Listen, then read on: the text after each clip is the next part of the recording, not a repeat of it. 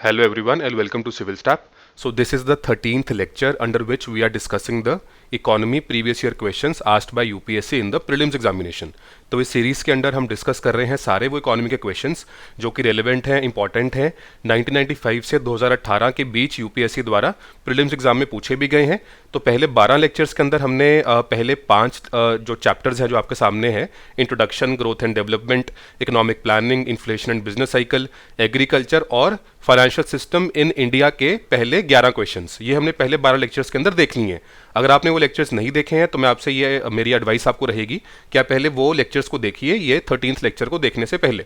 तो आज हम डिस्कस करने जा रहे हैं question number 12 to question number 14 under the lecture 13, और ये क्वेश्चंस जो हैं ये आपके रहेंगे फाइनेंशियल सिस्टम इन इंडिया के चैप्टर से। मैंने आपको पिछले दो लेक्चर्स के अंदर भी ये बताया था, चैप्टर्स में नहीं लेक्चर्स में, कि फाइनेंशियल सिस्टम इन इंडिया का जो चैप्टर है, रिजर्व बैंक ऑफ इंडिया, उसके functions, banking system in India, monetary policy, ये सबसे ज़्यादा इंपॉर्टेंट चैप्टर है इकोनॉमी पॉइंट ऑफ व्यू से आपके प्रीलिम्स एग्जाम के लिए। तो सबसे ज़्यादा क्वेश्चंस भी इसी चैप्टर से पूछे गए हैं आपके प्रीलिम्स एग्जाम के अंदर। ऑलमोस्ट 60 क्वेश्चंस हैं जो इसी चैप्टर से पिछले 24 सालों में यूपीएससी ने आपसे पूछे हैं। तो आप देख सकते हैं कि पहले 5 चैप्टर्स के अंदर से इतने क्वेश्चंस अभी तक नहीं आए हैं टोटल, राइट। लेकिन इस चैप्टर के अंदर से हर साल क्वेश्चन 3-4 आते भी हैं, किसी साल में ज़्यादा भी आए हैं, और टोटल नंबर ऑफ क्वेश्चंस जो पिछले 24 सालों में आए हैं वो मोर देन 60 क्वेश्चंस हैं। तो आपने इस चैप्टर को बहुत ध्यान से पढ़ना है, स्किप बिल्कुल नहीं करना, चाहे वो रिजर्व बैंक ऑफ इंडिया हो, चाहे उसके फंक्शंस हो, चाहे मॉनेटरी पॉलिसी हो, मॉनेटरी पॉलिसी के टूल्स हों, क्वांटिटेटिव टूल्स हैं, क्वालिटेटिव टूल्स हैं, उसके रिलेटेड करंट अफेयर्स हैं, फिर हमारा बैंकिंग सिस्टम है, कमर्शियल बैंक्स हैं, शेड्यूल्ड बैंक्स हैं, कोऑपरेटिव बैंक्स हैं, आरआरबीज हैं, एनबीएफसीज हैं। तो ये सारे टॉपिक्स जो भी इस चैप्टर के अंदर आते हैं आपने बहुत ज़्यादा ध्यान से पढ़ने हैं। मैंने आपको ये भी पहले बताया था कि ये चैप्टर सबसे आसान चैप्टर भी है, ये मुश्किल चैप्टर नहीं है। यहाँ से सबसे ज़्यादा क्वेश्चंस आए हैं, इसका मतलब ये नहीं है कि ये चैप्टर मुश्किल है, ये चैप्टर आसान भी है। इस चैप्टर से जो क्वेश्चंस है वो आपके ज़्यादा कॉन्सेप्ट बेस्ड हैं। तो अगर आपके एक बार कॉन्सेप्चुअल क्लैरिटी आपको मिल जाती है तो आप ये क्वेश्चंस को गलत नहीं करते हो। फाइन, तो चलिए स्टार्ट करते हैं लेक्चर 13 के साथ। आज हम डिस्कस करेंगे question number 12 to question number 14। एक बार मैं आपको ये फर्स्ट क्वेश्चन, ये आज का जो 12वां क्वेश्चन है, आपको मैं करवाना चाहता हूँ, बिकॉज ये बेस्ड है हमारे पिछले लेक्चर के ऊपर, राइट। तो पिछले लेक्चर के अंदर हमने डिस्कस किया था कि स्टैट्यूटरी लिक्विडिटी रेशियो क्या होती है। हमने पहले सीआरआर देखा था, उसके बाद हमने एसएलआर देखा था। अब ये क्वेश्चन देखिए, which of the following terms indicates a mechanism used by commercial banks for providing credit to the government. ये पूछ रहा है क्वेश्चन आपसे कि वो कौन सा मैकेनिज्म है इन चारों में से जो कि कमर्शियल बैंक्स यूज करते हैं क्रेडिट गवर्नमेंट को देने के लिए, मतलब गवर्नमेंट ऑफ इंडिया को देने के लिए कौन सा वो मैकेनिज्म है जो कमर्शियल बैंक्स यूज करते हैं गवर्नमेंट ऑफ इंडिया को लोन देने के लिए, क्रेडिट देने के लिए। अब मैंने आपको एसएलआर के अंदर ये चीज समझाई थी कि एसएलआर जो है वो आपका वो क्वांटिटेटिव टूल है जो आरबीआई ने बनाया है, कि उसके अंडर आपने एक specific percentage of NDTL, banks ने एक स्पेसिफिक परसेंटेज ऑफ एनडीटीएल यानी कि net demand and time liabilities अपने पास रखनी है इन लिक्विड फॉर्म। मैंने आपको वहां पर लिक्विडिटी वाला कॉन्सेप्ट भी समझाया था, और ये भी बताया था कि आरबीआई ने कौन सी चीजें डिनोट कर रखी हैं कि वो लिक्विड हैं, जैसे कि कैश है, गोल्ड है, आरबीआई अप्रूव्ड सिक्योरिटीज हैं। और आरबीआई अप्रूव्ड सिक्योरिटीज के अंदर हमने गवर्नमेंट सिक्योरिटी की बात भी की थी कि बैंक्स गवर्नमेंट सिक्योरिटी के फॉर्म में भी मेंटेन कर सकते हैं अपना एसएलआर। तो कैश हो, चाहे गोल्ड हो, चाहे गवर्नमेंट सिक्योरिटीज हो, चाहे इनका मिक्सचर हो, चाहे और जो आरबीआई अप्रूव्ड सिक्योरिटीज हैं वो सिक्योरिटीज हो, तो इन सबको मिला के हर बैंक को एक specific percentage of NDTL as SLR अपने पास मेंटेन करना होता है। सीआरआर जो था वो आरबीआई के पास मेंटेन करना था इन लिक्विड कैश, लेकिन जो एसएलआर था वो बैंक को खुद के पास मेंटेन करना था इन लिक्विड फॉर्म। जरूरी नहीं है लिक्विड कैश, कैश भी हो सकता है, गोल्ड भी हो सकता है, और आरबीआई अप्रूव्ड सिक्योरिटीज भी हो सकती हैं। उसके बाद हमने लास्ट लेक्चर के अंदर ही पढ़ा था कि सिक्योरिटी क्या होती है, बॉन्ड क्या होती है। वहां पर मैंने आपको बताया था जो बॉन्ड इशुअर है और एक तरफ पर इन्वेस्टर है, तो जो इन्वेस्टर है वो क्या कर रहा है, बॉन्ड इशुअर को पैसे दे रहा है, बॉन्ड इशुअर क्या कर रहा है, इन्वेस्टर को बॉन्ड दे रहा है। तो इन्वेस्टर से पैसा जब बॉन्ड इशुअर के पास गया तो बॉन्ड इशुअर को पैसे मिल गए, उसने उससे इन्वेस्टमेंट कर दी, और बाद में बॉन्ड इशुअर क्या करेगा, क्योंकि उसने बॉन्ड दिया है इन्वेस्टर को, वो कैपिटल तो वापस करेगा ही, प्रिंसिपल तो वापस करेगा ही जो उसने इन्वेस्टर से लिया था, प्लस उसके ऊपर कुछ वो रेट ऑफ रिटर्न या कुछ उसके ऊपर रिटर्न भी ऐड करके वापस देगा। ये चीज हमने पहले डिस्कस की थी। अब यहां पर क्या है, यहां पर गवर्नमेंट है जो कि लोन ले रही है। तो अगर गवर्नमेंट लोन ले रही है तो गवर्नमेंट को कोई सिक्योरिटी, कोई बॉन्ड इशू करना पड़ेगा, बिकॉज यहां पर बॉन्ड इशुअर कौन बना, गवर्नमेंट बनी। यहां पर जो इन्वेस्टर है वो कौन बना, कमर्शियल बैंक्स बने। तो इस क्वेश्चन के हिसाब से जो इन्वेस्टर है वो कमर्शियल बैंक्स हो गए, और जो बॉन्ड इशुअर है वो गवर्नमेंट हो गई। और गवर्नमेंट मैंने आपको बताया था कौन से बॉन्ड्स इशू करती है, उनको हम बोलते हैं गवर्नमेंट सिक्योरिटीज, राइट। तो वो लॉन्ग टर्म भी हो सकती है, शॉर्ट टर्म्स भी हो सकती है, ट्रेजरी बिल्स भी हो सकते हैं, और गवर्नमेंट बॉन्ड्स भी हो सकते हैं। तो गवर्नमेंट सिक्योरिटीज हमारी दो तरह तरह की होती है, एक होते हैं गवर्नमेंट बॉन्ड्स और एक होते हैं हमारे ट्रेजरी बिल्स। हम उस चीज में यहाँ पर नहीं पढ़ेंगे, लेकिन फिलहाल आपने बस इतना समझना है कि गवर्नमेंट यहाँ पर इस क्वेश्चन के अकॉर्डिंग बॉन्ड इशूअर है और जो कमर्शियल बैंक्स हैं वो इस क्वेश्चन के अकॉर्डिंग हमारे इन्वेस्टर हैं। और एसएलआर के अंदर एक जो चीज है, एक कंपोनेंट जो है वो है गवर्नमेंट सिक्योरिटीज। तो अगर कमर्शियल बैंक्स गवर्नमेंट सिक्योरिटी खरीद रहे हैं तो पैसा किसके पास जा रहा है? वो गवर्नमेंट सिक्योरिटी किसने इशू करी है? गवर्नमेंट ने तो करी है, तो पैसा किसके पास गया? गवर्नमेंट के पास। और पैसा लगाया किसने? कमर्शियल बैंक्स ने। तो करेक्ट आंसर क्या बना? SLR, right. तो आपने एसएलआर को इस चीज से समझना है कि एसएलआर बैंक्स को अपने पास मेंटेन करना होता है एक स्पेसिफिक परसेंटेज ऑफ एनडीटीएल जो आरबीआई मैंडेट करता है, और वो जो मेंटेन करना है बैंक ने अपने पास, that can be in liquid form. और लिक्विड फॉर्म्स में क्या क्या आता है? कैश आता है, गोल्ड आता है और आरबीआई अप्रूव्ड सिक्योरिटीज आती हैं। और आरबीआई अप्रूव्ड सिक्योरिटीज का एक पार्ट क्या है? Government security. गवर्नमेंट सिक्योरिटी क्या है? वो सिक्योरिटी जो गवर्नमेंट इशू कर रही है लोन्स रेज करने के लिए, पैसा रेज करने के लिए। उनको कौन खरीद रहा है? कमर्शियल बैंक्स खरीद रहे हैं। तो कमर्शियल बैंक्स से पैसा कहां गया? गवर्नमेंट के पास। गवर्नमेंट ने बैंक्स को क्या दिया? Government security. और गवर्नमेंट सिक्योरिटी कहां पर यूज हो गई? एसएलआर के अंदर। तो इसका करेक्ट आंसर बना ऑप्शन डी, यानी कि स्टैट्यूटरी लिक्विडिटी रेशो, राइट। अब ये चीज मैं एक बार रिकैप आपको करवा दूं, बिकॉज मेरा next question open market operations के ऊपर ही है, ऑल्दो हमने ये चीज लास्ट लेक्चर में एक बार डिस्कस की थी। मैं आपको रिकैप करवा देता हूं। ओपन मार्केट ऑपरेशंस में क्या था कि ये एक क्वांटिटेटिव टूल है आरबीआई के द्वारा जो यूज किया जाता है।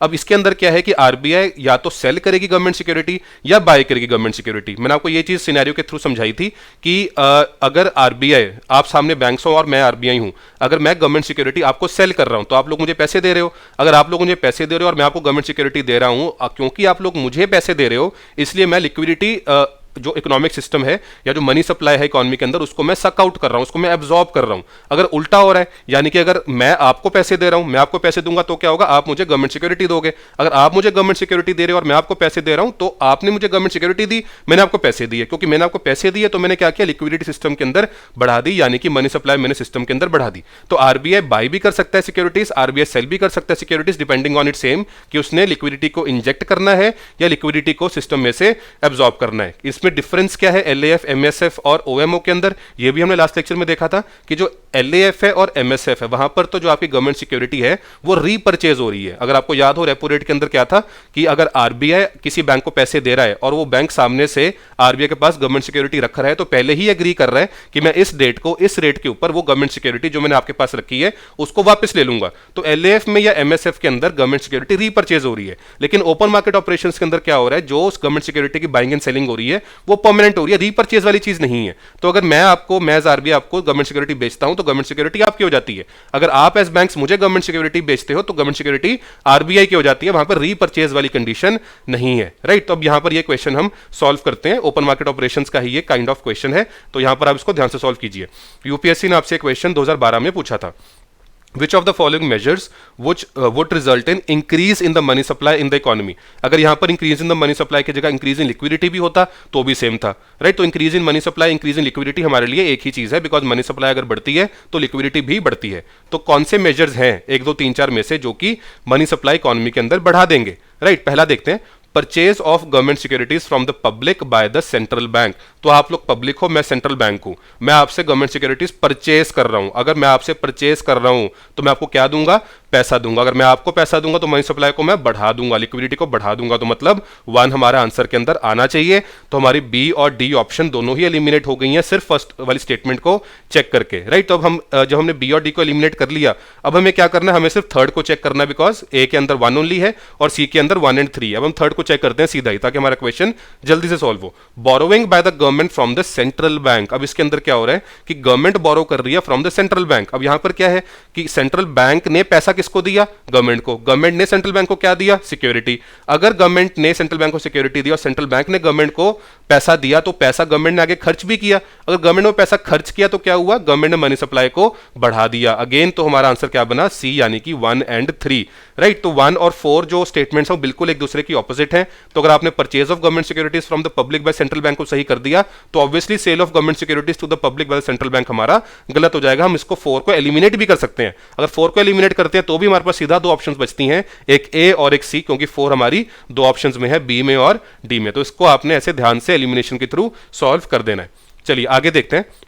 अब हमने क्वांटिटेटिव टूल्स की डिस्कशन को खत्म कर लिया। हमने स्टार्ट किया था सीआरआर के साथ, फिर हम आए एसएलआर के ऊपर, फिर हमने एलएएफ की बात करी, वहां पे रेपो रेट की बात करी, रिवर्स रेपो रेट की बात करी, फिर हम मार्जिनल स्टैंडिंग फैसिलिटी के ऊपर आए, फिर हम ओपन मार्केट ऑपरेशंस के ऊपर आए। अब हम अपने क्वालिटेटिव टूल्स के ऊपर आ रहे हैं बिकॉज हमने क्वांटिटेटिव टूल्स को डिस्कस कर ली है, राइट। अब ये जो आपके सामने टेबल है कि क्वांटिटेटिव टूल्स और क्वालिटेटिव टूल्स में डिफरेंस क्या है, इस टेबल को आपने बहुत ध्यान से यहां पर समझना है, राइट। तो यहां पर पहला पॉइंट क्या दिया हुआ है कि जो क्वांटिटेटिव टूल्स हैं, चाहे वो सीआरआर हो, चाहे वो एसएलआर हो, चाहे रेपो रेट हो, रिवर्स रेपो रेट हो, एमएसएफ हो, बैंक रेट हो, ओपन मार्केट ऑपरेशंस हो, ये वाले टूल्स इनडायरेक्ट होते हैं, ये वाले टूल्स जनरल होते हैं, जबकि जो क्वालिटेटिव टूल्स हैं वो डायरेक्ट हैं और वो स्पेसिफिक हैं। अब यहां पर इनडायरेक्ट का मतलब क्या और जनरल का मतलब क्या, डायरेक्ट का मतलब क्या और स्पेसिफिक का मतलब क्या, आप ध्यान से सोचिए। जो हमने टूल्स अभी तक किए हैं, चाहे वो सीआरआर हो, एसएलआर हो, उनमें क्या हो रहा है, वो हमारे वो टूल्स हैं जिससे ओवरऑल फाइनेंशियल सिस्टम के ऊपर इंपैक्ट पड़ रहा है, एक स्पेसिफिक कंज्यूमर पे या एक स्पेसिफिक सेक्टर के ऊपर इंपैक्ट नहीं पड़ रहा। अगर मैं बोलूं जिस तरह क्वालिटेटिव टूल के अंदर आपके पास आएगी प्रायोरिटी सेक्टर लेंडिंग, वो हम आगे अभी पढ़ेंगे। अगर हम प्रायोरिटी सेक्टर लेंडिंग की बात करें, फिलहाल आप ऐसा प्रायोरिटी सेक्टर लेंडिंग को आप जानिए कि आरबीआई बोले बैंक्स को कि आपने जी अपना जो लोन है, अगर आप 100 रुपए का लोन टोटल देते हो, उसमें से आपने 30 रुपए का लोन तो एग्रीकल्चर में ही देना है, राइट। उसमें आपने प्रायोरिटी सेक्टर लेंडिंग का आपने रूल लगा दिया आरबीआई ने बैंक्स के ऊपर कि अगर आप 100 रुपए की लेंडिंग करते हो, उसमें से 30 रुपीज तो आपने एग्रीकल्चर को ही देने हैं, नो क्वेश्चन आस्क्ड, आपने 30 रुपए एग्रीकल्चर में ही लोन के तौर पे देने हैं। क्या वो चीज क्वांटिटेटिव टूल में पॉसिबल है?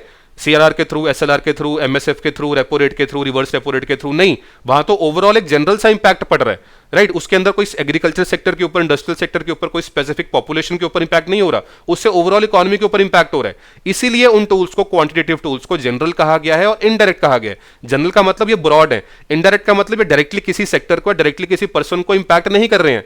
लेकिन क्वालिटेटिव टूल्स में मैंने आपको बताया, जैसे कि लोन टू वैल्यू रेशियो है, प्रायोरिटी सेक्टर लेंडिंग है, इसमें क्या हो रहा है, स्पेसिफिक सेक्टर के ऊपर, स्पेसिफिक कंज्यूमर के ऊपर इंपैक्ट पड़ रहा है और ये बिल्कुल डायरेक्टली उसके ऊपर इंपैक्ट डाल रहे हैं। तो स्पेसिफिक का मतलब ये कम ब्रॉड है, ये पूरे फाइनेंशियल सिस्टम पे इंपैक्ट नहीं डाल रहे, ये एक स्पेसिफिक सेक्शन पे इंपैक्ट डाल रहे हैं और डायरेक्टली उसके ऊपर इंपैक्ट डाल रहे हैं। इस चीज को आप ज्यादा तब समझोगे जब मैं आपको क्वालिटेटिव टूल्स को पढ़ा दूंगा, तो पहले वो भी पढ़ लेते हैं, लेकिन आपने इस चार्ट को बिल्कुल दिमाग में रखना है बिकॉज इसके ऊपर एक क्वेश्चन हम आगे डिस्कस करेंगे।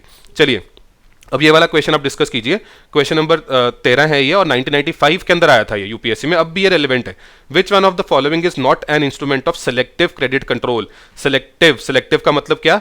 Which of one of the following is not an instrument of selective credit control in India? Selective का मतलब ये वाला स्पेसिफिक वाली चीज, राइट। स्पेसिफिक वाली चीज, डायरेक्ट वाली चीज कि इनमें से कौन सा टूल स्पेसिफिक नहीं है, इनमें से कौन सा टूल डायरेक्ट नहीं है, राइट। तो सेलेक्टिव का मतलब यहां पर हमने स्पेसिफिक से लेना है बिकॉज क्वांटिटेटिव और क्वालिटेटिव टूल्स के अंदर ये बहुत बड़ा डिफरेंस है कि जो क्वांटिटेटिव टूल्स हैं वो जनरल हैं और जो क्वालिटेटिव टूल्स हैं वो स्पेसिफिक हैं, यानी कि सेलेक्टिव हैं।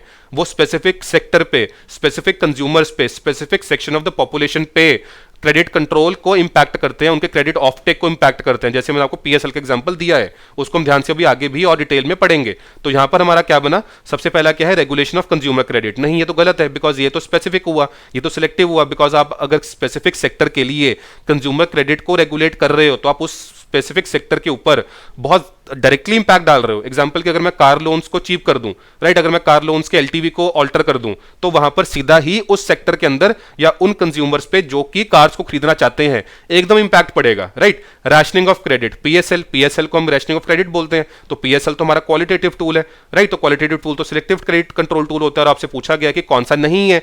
मार्जिन रिक्वायरमेंट्स के अंदर क्या आता है, सीआरआर, एसएलआर। मैंने आपको पहले बताया था कि statutory liquidity ratio, cash reserve ratio, ये मार्जिन रिक्वायरमेंट्स हैं और ये कौन से टूल है, क्वांटिटेटिव टूल्स हैं। और क्वांटिटेटिव टूल्स हमने पहले पढ़ा कि ये जनरल होते हैं, ये स्पेसिफिक नहीं होते हैं, ये आपके इनडायरेक्ट टूल्स होते हैं। और सिलेक्टिव वाले जो टूल्स होंगे वो डायरेक्ट टूल्स होंगे, यानी कि वो क्वालिटेटिव वाले टूल्स होंगे। तो आपका करेक्ट आंसर क्या बन गया यहां पर, सी। तो मार्जिन रिक्वायरमेंट्स यानी कि सीआरआर हो चाहे एसएलआर हो, वो सिलेक्टिव क्रेडिट कंट्रोल नहीं है बिकॉज वो आपके क्वांटिटेटिव टूल्स हैं जो कि जनरल हैं, जो कि इनडायरेक्ट हैं और एक स्पेसिफिक सेक्टर के ऊपर वो स्पेसिफिकली इंपैक्ट नहीं डालते हैं। वो ओवरऑल सिस्टम के ऊपर, ओवरऑल जो बैंकिंग सिस्टम है, ओवरऑल फाइनेंशियल सिस्टम है, उसके ऊपर इंपैक्ट डालते हैं इनडायरेक्ट नेचर का, राइट। डायरेक्टली इंपैक्ट वो नहीं डालते हैं और वो ब्रॉड हैं, वो जनरल हैं, वो सिलेक्टिव नहीं है। तो करेक्ट आंसर बना हमारा मार्जिन रिक्वायरमेंट्स। चलिए अब हमने क्वांटिटेटिव टूल्स की डिस्कशन खत्म कर ली है। Let's now start with the qualitative tools. एक बार इसकी डिस्कशन स्टार्ट करने से पहले let me just recap the things for you. हमने स्टार्ट किया था कि सबसे पहले आरबीआई के हाथ में हथियार कुछ टूल्स होने चाहिए, कुछ हथियार होने चाहिए, so that it can implement it's monetary policy. और वो जो हथियार है, वो टूल्स हैं, वो दो तरह के हैं, एक है क्वांटिटेटिव और एक है क्वालिटेटिव। तो हमने क्वांटिटेटिव टूल्स डिस्कस कर लिए, starting from CRR, SLR, repo, reverse repo, MSF, bank rate, open market operations. अब हम डिस्कस करने जा रहे हैं क्वालिटेटिव टूल्स, और उसके अंदर पहला जो टूल है that is PSL. Very very important tool, इस पे क्वेश्चन आया भी हुआ है, दोबारा से भी आ सकता है, आपको इसको बिल्कुल स्किप नहीं करना, बहुत ध्यान से पढ़ना है। तो पीएसएल यानी कि प्रायोरिटी सेक्टर लेंडिंग या फिर क्रेडिट रैशनिंग या फिर रैशनिंग ऑफ क्रेडिट। तो किसी भी चीज को रैशन करना मतलब उसको डिवाइड कर कर एलोकेट करना। सिमिलरली पीएसएल के अंदर क्या हो रहा है, पीएसएल का फर्स्ट ऑफ ऑल मतलब क्या है, और इसको जानने से पहले आपको यह जानना कि प्रायोरिटी सेक्टर का मतलब क्या है, किन सेक्टर्स को प्रायोरिटी देनी है। अगर हम as a common sensical notion देखें तो हमें लगेगा प्रायोरिटी सेक्टर कौन सा होगा, यार खाना मिल जाए, रोटी मिल जाए, कपड़ा मिल जाए, मकान मिल जाए, तो वो सारे प्रायोरिटी सेक्टर्स होंगे। लेकिन नहीं, हमने ऐसा नहीं सोचना। प्रायोरिटी सेक्टर हमारे लिए, आरबीआई के लिए वो सेक्टर है कि जिसके ऊपर अगर ध्यान ना दिया गया तो उस सेक्टर को क्रेडिट नहीं मिलेगा। मतलब अगर उस सेक्टर को हमने कुछ स्पेसिफिक फेवर्स नहीं दिए, उस सेक्टर को अगर हमने कम रेट के ऊपर लोन नहीं दिया, अगर उस स्पेसिफिक सेक्टर के ऊपर हमने बैंक्स के लोन्स को चैनल नहीं किया, तो हो सकता है कि वो सेक्टर पीछे रह जाएं और बैंक्स उन सेक्टर्स को उतना लोन ना दें, क्योंकि वो सेक्टर्स उनके कुछ स्पेसिफिक कैरेक्टरिस्टिक्स हैं कि बैंक्स उनको इतना लोन देना पसंद नहीं करते। जैसे कि एग्रीकल्चर सेक्टर है कि लोन के डिफॉल्ट में भी बैंक को लगे कि यार यहां पर लोन का डिफॉल्ट हो सकता है, या फिर जो क्रेडिट ऑफ टेक है वो बहुत छोटी है, मतलब उसका टिकट साइज छोटा है, टिकट साइज बहुत बड़ा नहीं है, मुझे तो 100 करोड़ का लोन देना है, मुझे 50 लाख का लोन देना, और यहां पर जो लोन है वो मेरी 50,000 का, 1 लाख का, तो मुझे बहुत सारी फाइल्स मेंटेन करनी पड़ती हैं, मेरे लिए बहुत मुश्किल हो जाता है। तो प्रायोरिटी सेक्टर आरबीआई के लिए वो सेक्टर है जिस पे अगर ध्यान ना दिया गया तो उसको टाइमली और एडिक्वेट क्रेडिट शायद नहीं मिलेगा। इसीलिए स्पेशल डिस्पेंसेशन की जाएगी, स्पेशल कुछ चीजें चलाई जाएंगी, स्पेशल प्रोविजंस की जाएंगी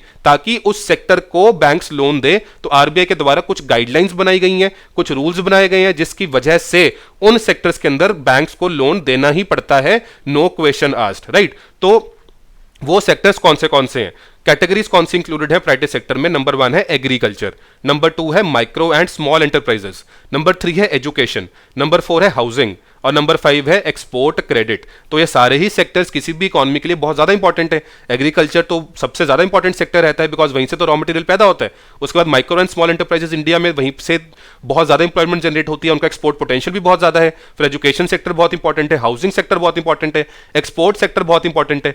तो ये सेक्टर्स हैं जिनको कैटेगराइज किया गया है या जिनको डाला गया है by the RBI under the priority sector lending sectors. तो ये सेक्टर्स के अंदर हमें बैंक्स को आरबीआई ने बोला है कि आपने यहां पर जो है लोन देना है।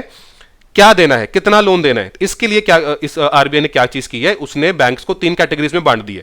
तो ये डिसाइड करने के लिए कि किस बैंक ने कितना लोन किस सेक्टर के अंदर देना है under the private sector lending, उस चीज को करने के लिए आरबीआई ने बैंक्स को 3 हिस्से में बांटा है या 3 कैटेगरीज में बांटा है। वो 3 कैटेगरीज कौन सी हैं? नंबर 1 तो है डोमेस्टिक बैंक्स, नंबर 2 है foreign banks having less than 20 branches in India, तीसरा है फॉरेन बैंक्स हैविंग 20 और more than 20 branches in India.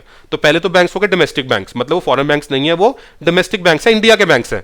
Number 2, चाहे वो प्राइवेट सेक्टर हो चाहे पब्लिक सेक्टर हो, तो आपने डोमेस्टिक को पब्लिक नहीं लेके चलना, सिर्फ प्राइवेट सेक्टर बैंक्स भी हो सकते हैं, लेकिन फॉरेन बैंक्स ना हो, राइट। तो ओनरशिप उनकी इंडियन हो, तो आपके प्राइवेट सेक्टर बैंक्स भी हो सकते हैं, पब्लिक सेक्टर बैंक्स भी हो सकते हैं, जो कि डोमेस्टिक बैंक्स हैं। उसके बाद नंबर 2 है फॉरेन बैंक्स जिनकी 20 से कम ब्रांचेस हैं इंडिया के अंदर। नंबर 3 है वो फॉरेन बैंक्स जिनकी 20 या 20 से ऊपर ब्रांचेस हैं इंडिया के अंदर।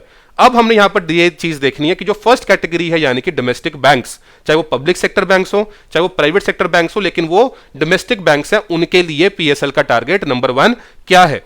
तो उनको अपनी टोटल लेंडिंग में से, जिसको हम बोलते हैं एएनबीसी एडजस्टेड नेट बैंक क्रेडिट, तो ये 40% किस चीज की है? 40% ऑफ टोटल लोन्स बोल लो या 40% ऑफ एएनबीसी बोल लो, एडजस्टेड नेट बैंक क्रेडिट। एएनबीसी क्या है, इसमें झमेले में पड़ने की हमें जरूरत नहीं है, बिकॉज ये हमारी स्कोप से बिल्कुल बाहर है। तो आप इसको 40% ऑफ टोटल लोन भी कह सकते हो, लेकिन अगर आपसे क्वेश्चन में एएनबीसी पूछा जाए, आपने उसको टोटल लोन समझ लेना है। तो एएनबीसी की फुल फॉर्म है एडजस्टेड नेट बैंक क्रेडिट। तो जो पीएसएल टारगेट है डोमेस्टिक बैंक्स के लिए यानी कि पहली कैटेगरी के लिए, इस कैटेगरी के लिए वो है 40% ऑफ द टोटल लोन या 40% ऑफ एएनबीसी। उसके अंदर भी अब सब डिविजन्स हैं कि टोटल तो आपने बता दिया कि 40% आपने प्राइवेट सेक्टर में लोन देना है, लेकिन उसमें उस 40% में से 18% आपने एग्रीकल्चर को देना है, और उस 18% में से 8% आपने किसको देना है? स्मॉल एंड मार्जिनल फार्मर्स को।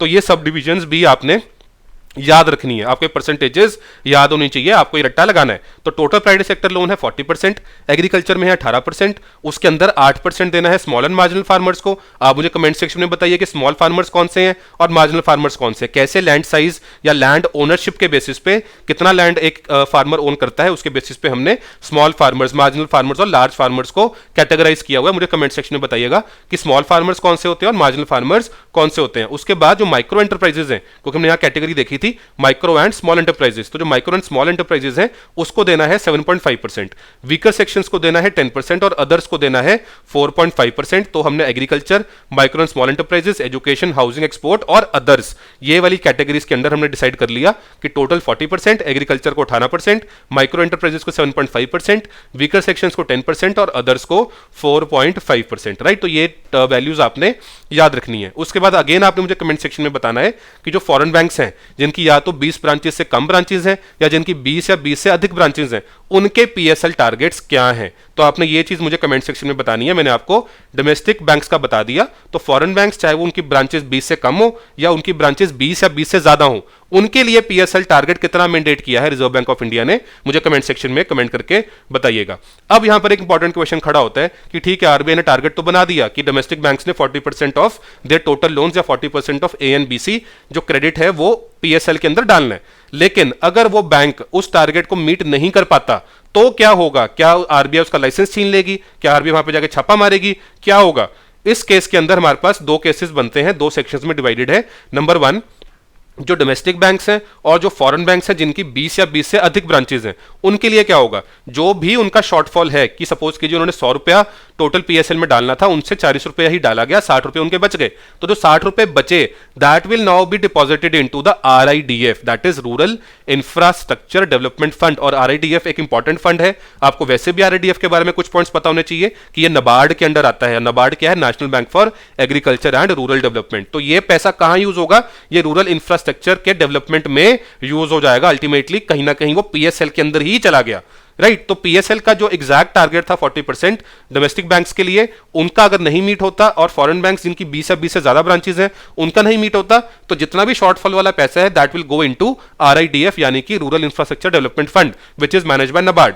अब दूसरी कैटेगरी क्या है? वो फॉरेन बैंक्स जिनकी 20 ब्रांचेस से कम ब्रांचेस हैं, उनका पैसा कहां जाएगा? उनका पैसा जाएगा इनटू एसईडीएफ यानी कि स्मॉल एंटरप्राइजेस डेवलपमेंट फंड। और ये कौन मैनेज करता है? ये मैनेज करती है हमारी सिडबी। सिडबी क्या है? Small industries development bank of India. तो पहली कैटेगरी में डोमेस्टिक बैंक्स हैं और वो बैंक्स हैं वो फॉरेन बैंक्स हैं जिनकी 20 या 20 से अधिक ब्रांचेस हैं, उनका पैसा कहां गया? आरआईडीएफ। सारा पैसा नहीं, वो वाला पैसा जो शॉर्टफॉल है, तो जितना पीएसएल उन्होंने खुद किया वेल एंड गुड, जो पीएसएल वो नहीं कर पाए, शॉर्टफॉल रह गया, that will go into RIDF. और जो फॉरेन बैंक्स जिनकी 20 से कम ब्रांचेस हैं उनका पैसा विल गो इनटू एससीडीएफ यानी कि small enterprises development fund and this is managed by SIDBI. तो ये चीज आपने याद रखनी है। ये था हमारा पहला क्वालिटेटिव टूल यानी कि प्रायोरिटी सेक्टर लेंडिंग। अब सेकंड हमारा जो क्वालिटेटिव टूल है that is loan to value ratio. तो जो लोन टू वैल्यू रेशो है, इसका क्या मतलब है? लोन टू वैल्यू रेशो एक रेशो है of the amount of loan that can be given to the total value of the property against the fixed value of collateral, right. तो इसका मतलब यह है कि आपने न्यूमरेटर में रखना है कि कितना लोन दिया जाएगा, डिनोमिनेटर में रखना है कि कितना कोलैटरल या जो कोलैटरल रखा जा रहा है उस लोन के अगेंस्ट उसकी वैल्यू कितनी है। मतलब अगर आपका जो एलटीवी है अगर उसकी वैल्यू बढ़ती है, इसका मतलब ये है कि अगर हम एक फिक्स्ड वैल्यू ऑफ कोलैटरल रखें, मतलब डिनोमिनेटर में अगर हम रखें कि कोलैटरल की वैल्यू 100 रुपए है, उसके अगेंस्ट आपको 90 रुपए लोन दिया जाएगा, 80 दिया जाएगा कि 50 दिया जाएगा, दैट इज द एलटीवी। तो अगर आपको 50% of the value of collateral loan आपको मिल रहा है तो एलटीवी आपकी 50 बनी। अगर आपको 60% of the value of collateral आपको लोन मिल रहा है तो आपकी एलटीवी की वैल्यू 60 बनी। इसका मतलब अगर आप हायर एलटीवी की तरफ जा रहे हो तो आपको क्या मिलेगा? ज्यादा लोन मिल पाएगा against the same fixed value of collateral which we took in our example as ₹100। तो 100 रुपए के अगेंस्ट अगर एलटीवी 50 है तो आप 100 रुपए का कोलैटरल रखोगे, लोन कितना मिलेगा? 50 रुपए। अगर आपका एलटीवी की वैल्यू 100 रुपए के अगेंस्ट 60 है तो आप 100 रुपए कोलैटरल रखोगे तो आपको कितना लोन मिलेगा? 60 रुपए। तो हायर एलटीवी के अंदर क्या हो जाएगा? लोन अमाउंट बढ़ जाएगी, लेकिन अगर लोन अमाउंट बढ़ेगी आपकी लेसर डाउन पेमेंट हो सकती है, लेकिन बाद में ईएमआई भी बढ़ेगा।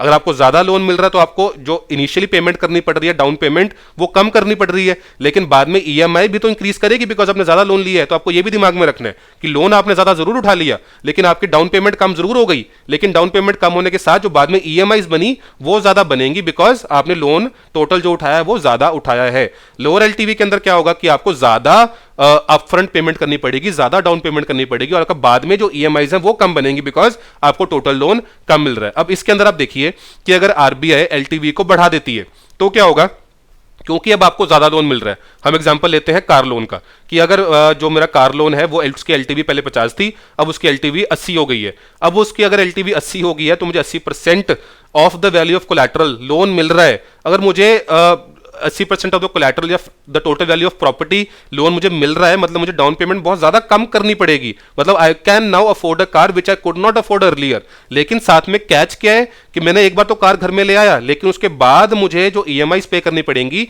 वो भी ज्यादा पे करनी पड़ेंगी बिकॉज मैंने बहुत ज्यादा लोन ले लिया है, जो कि अगर एलटीवी कम होती तो वो लोन की वैल्यू कम होती, लेकिन उस केस में मुझे डाउन पेमेंट भी ज्यादा करनी पड़ती। तो यहां पर अगर आरबीआई एलटीवी को बढ़ाती है तो वो कंज्यूमर डिमांड को बढ़ा सकती है। तो मनी सप्लाई के साथ आपने लिंक करना है, डिमांड के साथ आपने लिंक करना है, बिकॉज हर टूल को मैंने आपको बताया था कल के लेक्चर के अंदर कि हर टूल को आपने लिंक करना है with the demand in the economy, ताकि हम उसका लिंक बना सके विद द प्राइसेस। तो अगर एलटीवी बढ़ती है तो क्योंकि कंज्यूमर डिमांड बढ़ जाएगी गुड्स एंड सर्विसेज की, अगर उनकी डिमांड बढ़ेगी और सप्लाई कांस्टेंट रहेगी तो आपकी प्राइसेस बढ़ सकती हैं इकोनॉमी के अंदर। अगला क्वालिटेटिव टूल है मॉरल सुएशन। मॉरल सुएशन क्या है, एक रिक्वेस्ट है आरबीआई की बैंक्स को कि आप ये कुछ सर्टेन एक्शंस या मेजर्स ले लो। यहां पर डायरेक्टली आरबीआई एक्ट नहीं कर रहा, आरबीआई फॉर्मली एक्ट नहीं कर रहा, आरबीआई रिक्वेस्ट कर रहा है। तो आरबीआई कुछ मीडिया के सामने आ जाए, आरबीआई के गवर्नर कुछ स्पीच दे दे, आरबीआई के गवर्नर कहीं कॉन्वोकेशन पे जा रहे वहां पर कोई स्पीच दे दे, आरबीआई के गवर्नर का कोई या आरबीआई किसी सीनियर ऑफिशियल का कोई टीवी के ऊपर इंटरव्यू आ जाए या वो अखबार के अंदर आर्टिकल निकाल दें। अब ये सब चीजों के अंदर क्या हो रहा है, कहीं ना कहीं एक रिक्वेस्ट कर रहा है आरबीआई कि हम ये चाहते हैं कि बैंक्स इस रास्ते के ऊपर चले, ये चीजों को फॉलो करें, ये सर्टेन एक्शंस और मेजर्स वो ले, लेकिन यहां पर फॉर्मली वो लिखित तौर पे ऑर्डर पास नहीं कर रहा है, राइट। तो ये चीज आपने समझनी है, मॉरल सुवेशन नाम के अंदर ही है, मॉरली परसुएड करना। डायरेक्ट एक्शन में क्या हो रहा है, ये अगला क्वालिटेटिव टूल है। यहां पर क्या है कि अगर बैंक सर्टेन कंडीशंस को, सर्टेन रिक्वायरमेंट्स को फुलफिल नहीं कर रहे जो कि आरबीआई ने मैंडेट करी हैं, तो the banks can be penalised. तो डायरेक्ट एक्शन के अंदर क्या हो रहा है कि आरबीआई के द्वारा बनाए गए कुछ नियम या कुछ बनाए गए directives, regulations, laws, bylaws, rules को बैंक ने फॉलो नहीं किया, जो कि उसको करना था बिकॉज उस पर वो रूल्स अप्लाई होते थे। अगर बैंक ने नहीं किया उसके बाद RBI can take action and that is called direct action, और वो पेनल्टी के फॉर्म में भी हो सकता है। अगर बिल्कुल एक्सट्रीम चला गया तो बैंक का लाइसेंस भी रद्द किया जा सकता है। अब ये थे आपके क्वालिटेटिव टूल्स। अब यहां पर हमने क्योंकि समझ लिए दोनों टूल्स, क्वांटिटेटिव क्या है और क्वालिटेटिव क्या है, अब हमें यह समझना है कि आरबीआई की मॉनेटरी पॉलिसी कितने तरह की हो सकती है। मतलब जो आरबीआई का मॉनेटरी पॉलिसी स्टांस है, जब भी आप क्रिकेट खेलने जाते हो तो बैट्समैन एक स्टांस लेके बैटिंग करता है, तो उसका स्टैंस कैसा होता है, डिपेंडिंग ऑन द बॉलर वो अपना स्टैंस चेंज करता है। Similarly depending on the macro economic conditions, depending on what is happening in the economy, prices कहां जा रही हैं, इकोनॉमिक ग्रोथ कहां जा रही है, इंप्लॉयमेंट अपॉर्चुनिटीज कहां जा रही हैं, इसको लिंक कीजिएगा with the goals of monetary policy, जो हमने इसके फर्स्ट लेक्चर में देखे थे मॉनेटरी पॉलिसी वाले या फाइनेंशियल सिस्टम वाले, कि उसका प्राइमरी गोल क्या है कि आपने इन्फ्लेशन को टारगेट करना है, आपने प्राइस स्टेबिलिटी मेंटेन करनी है, लेकिन without compromising on the objective of growth.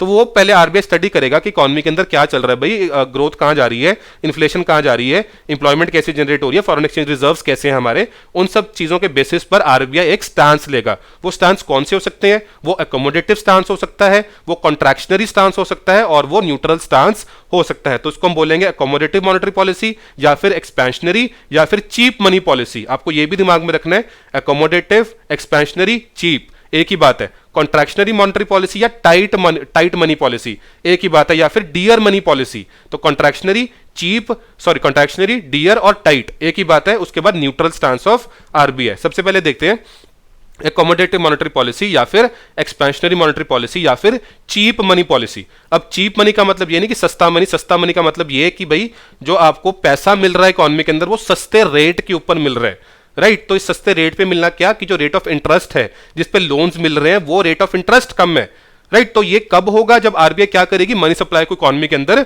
बढ़ाएगी, मतलब पैसा आरबीआई की तरफ से बैंक की तरफ फ्लो करेगा, ना कि बैंक की तरफ से आरबीआई की तरफ आएगा। आरबीआई पैसा बैंक्स की तरफ देगी। अगर आरबीआई ने पैसा बैंक्स की तरफ देना है तो क्या चीजें कर सकती है, एक एक टूल को देखते हैं। सीआरआर को रिड्यूस करेगी। सीआरआर अगर सीआरआर को कम करेगी तो क्या होगा, बैंक्स को कम पैसा रखना पड़ेगा विद आरबीआई, मतलब पैसा कहां गया, आरबीआई से बैंक्स की तरफ। एसएलआर को कम करेगी तो बैंक्स को कम पैसा, आपको बैंक्स को कम पैसा रखना पड़ेगा इन द एसएलआर, तो बैंक्स ज्यादा पैसा लेंड कर पाएंगे। उसके बाद रेपो रेट को कम करेगी, रिवर्स रेपो रेट को कम करेगी, एमएसएफ को कम करेगी, बैंक रेट को कम करेगी, और ओएमओ के अंदर क्या वो सिक्योरिटीज को परचेज करेगी या सेल करेगी, वो सिक्योरिटीज को परचेज करेगी, ताकि आप मुझे पैसा, मैं आपको पैसा दूं और आप मुझे गवर्नमेंट सिक्योरिटीज दो एज आरबीआई, राइट। तो मैं एज आरबीआई आपसे गवर्नमेंट सिक्योरिटीज परचेज करूंगा और आपको पैसा दूंगा। तो ये वाली मॉनेटरी पॉलिसी को इंप्लीमेंट करने के लिए एक्सपेंशनरी को या चीप मनी पॉलिसी को या एकोमोडेटिव मॉनेटरी पॉलिसी को जो आरबीआई है वो टूल्स को ऐसे इस्तेमाल करेगी जैसे मैंने आपको अभी 2 मिनट पहले सारा बताया। तो इस केस में होगा क्या, जो मनी सप्लाई है वो बढ़ जाएगी और borrowing of money will become easier. अगर borrowing of money will become easier, it can lead to the increase in the demand for goods and services by the consumers, it can then lead to increase in the prices, यानी कि inflation. तो आपने again इस चीज को उसी chart के साथ लिंक करना है जो मैंने आपको बार बार हर लेक्चर के अंदर 10-10 बार आपको स्लाइड के फॉर्म में दिखाया है। आपको इस मॉनेटरी पॉलिसी स्टैंस को भी उसी चार्ट के साथ लिंक करके ही चलना है। और मैंने आपको ये पॉइंट बता दिया, इजी भी बोलते हैं इसको, एक्सपेंशनरी भी बोलते हैं, और चीप मनी पॉलिसी भी इस वाली मॉनेटरी पॉलिसी स्टैंस को बोला जाता है। इसका बिल्कुल ऑपोजिट है कॉन्ट्रैक्शनरी मॉनेटरी पॉलिसी। इसमें क्या होगा कॉन्ट्रैक्शनरी मॉनेटरी पॉलिसी के अंदर, इसको आप ये पॉइंट सबसे पहले इसको आपने याद रखना है कि कॉन्ट्रैक्शनरी मॉनेटरी पॉलिसी आपकी डियर मनी पॉलिसी होती है। आपकी जो कॉन्ट्रैक्शनरी मॉनेटरी पॉलिसी है उसके अंदर पैसा बोरो करना डियर हो जाएगा, मतलब उसका जो रेट ऑफ इंटरेस्ट है वो बढ़ जाएगा। इसको हम टाइट मॉनेटरी पॉलिसी भी बोलते हैं। तो वहां पर जो आपकी थी वो चीप थी, वो पिछला हमने देखा, लेकिन यहां पर क्या बन रही है, डियर बन रही है और टाइट बन रही है। इसके अंदर जो आरबीआई का एम रहेगा वो ये रहेगा कि लिक्विडिटी को या मनी सप्लाई को सक आउट कर लेना, लिक्विडिटी को एब्जॉर्ब कर लेना और मनी सप्लाई को डिक्रीज करना इकोनॉमी के अंदर, मतलब पैसा जो फ्लो करेगा वो जो बैंकों से आरबीआई की तरफ फ्लो करेगा। तो इसमें क्या होगा, सीआरआर बढ़ाई जाएगी, एसएलआर बढ़ाई जाएगी, रेपो रेट बढ़ाया जाएगा, रिवर्स रेपो रेट ऑटोमेटिकली बढ़ेगा, बिकॉज हमने डिस्कस किया था कि दोनों के बीच में जो कॉरिडोर है वो 0.25% का है। अगर रेपो रेट को आप बढ़ाओगे तो रिवर्स रेपो रेट भी बढ़ेगा, ताकि रेपो रेट और रिवर्स रेपो रेट के बीच में डिफरेंस है वो 25 बेसिस पॉइंट्स का रहे। एमएसएफ को बढ़ाओगे, बैंक रेट को बढ़ाओगे, और ओपन मार्केट ऑपरेशंस के अंदर क्या होगा, क्योंकि मैंने पैसा आपसे लेना है, I will start selling government securities. तो आरबीआई गवर्नमेंट सिक्योरिटीज को सेल करेगी ताकि आप बैंक्स मुझे पैसा दो और मैं लिक्विडिटी को और मनी सप्लाई को इकोनॉमी में से डिक्रीज कर दूं, मैं एब्जॉर्ब कर लूं मनी को इकोनॉमी के अंदर से। और ये हम कब फॉलो करेंगे, ये आरबीआई कॉन्ट्रैक्शनरी मॉनेटरी पॉलिसी कब फॉलो करना चाहेगा, जब ऑलरेडी इकोनॉमी के अंदर इन्फ्लेशन हो रही होगी। उस इन्फ्लेशन को कूल डाउन करने के लिए, प्राइसेस को कंट्रोल करने के लिए आरबीआई मनी सप्लाई को या लिक्विडिटी को इकोनॉमी के अंदर से सक आउट करना चाहेगा। तीसरा जो स्टैंस है that is neutral stance of RBI. तो इसके अंदर ना तो अकोमोडेटिव स्टैंस है ना ही आपका कॉन्ट्रैक्शनरी स्टैंस है। इसमें क्या होगा, आरबीआई को फ्लेक्सिबिलिटी मिलेगी to move in either of the directions. तो न्यूट्रल स्टैंस का मतलब कि आरबीआई किसी भी डायरेक्शन में जा सकता है, लेकिन फिलहाल it is maintaining a neutral stance. तो according to the conditions it will take a stance कि मुझे अकोमोडेटिव लेना है या मुझे आपका कॉन्ट्रैक्शनरी स्टैंस लेना है, राइट। अब यहां पर आज का 14th क्वेश्चन देखते हैं। ये क्वेश्चन आपसे पूछा था यूपीएससी ने 2013 के अंदर, राइट। और ये लिक्विडिटी के कॉन्सेप्ट से रिलेटेड है, और लिक्विडिटी वाला कॉन्सेप्ट मैंने आपको हर लेक्चर के अंदर बार बार रिपीट करके 2-3 बार तो पढ़ा ही दिया है, राइट। तो फर्स्ट, सेकंड, थर्ड, फोर्थ ये 4 चीजें दी गई हैं, इसको आपने करेक्ट सीक्वेंस में अरेंज करना है in the decreasing order of liquidity. मतलब सबसे ज्यादा लिक्विड जो चीज है इन चारों में से वो सबसे पहले आएगी, जो सबसे लीस्ट लिक्विड है वो सबसे लास्ट में आएगी। सबसे पहला क्या है, demand deposits with banks, time deposits with banks, saving deposit with banks, और चौथी है करेंसी।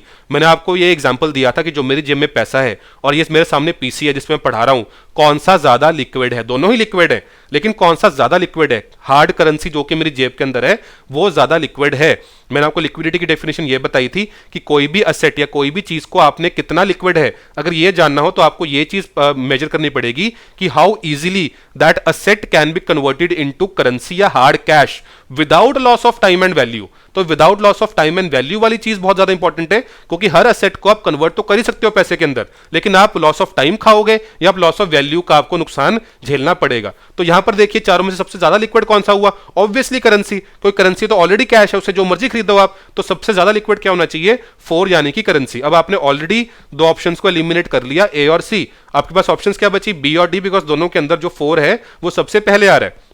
उसके बाद आप कंपेयर करो कि 3 आएगा कि 1 आएगा, दोनों में से देखो 3 है saving deposits with the banks और 1 है demand deposits with the banks. तो जो डिमांड डिपॉजिट है, मैंने आपको ये चीज बताई थी, they are payable on demand, right. तो आपने अपने एटीएम को जाके अपने एटीएम कार्ड को एटीएम में इंसर्ट के पैसे विड्रॉ कर लिए, डिमांड डिपॉजिट्स था, राइट। तो demand deposits is payable on demand by the bank, आपको वेट नहीं करनी पड़ती, आपको कोई भी टाइम खर्च नहीं करना पड़ता, आपने बैंक के पास जाना है, डिमांड करनी है, उसने आपको अपना पैसा दे देना है। तो उसके बाद क्या आना चाहिए, 1 आना चाहिए। तो करेक्ट आंसर क्या बना हमारा, 4132। तो डिमांड डिपॉजिट्स के बाद क्या बना, सेविंग डिपॉजिट्स। उसके बाद क्या बना, time deposits. Time deposits and में क्यों आया, बिकॉज इसमें मैंने आपको एग्जांपल दिया था एफडी का, कि अगर आपने एफडी 1 साल की करवाई है तो आप उसको 1 साल से पहले अगर विड्रॉ कर रहे हो तो आपको पेनल्टी रेट ऑफ इंटरेस्ट पे करना पड़ेगा, उतना आपको रिटर्न नहीं मिलेगी जितनी अगर आप 1 साल के बाद विड्रॉ करते आपको मिलती। तो time deposits dependent on time है, कि जब वो उस टाइम पर मैच्योर होंगे then you can withdraw. If you want to withdraw earlier you can, but you will not get the return which you are promised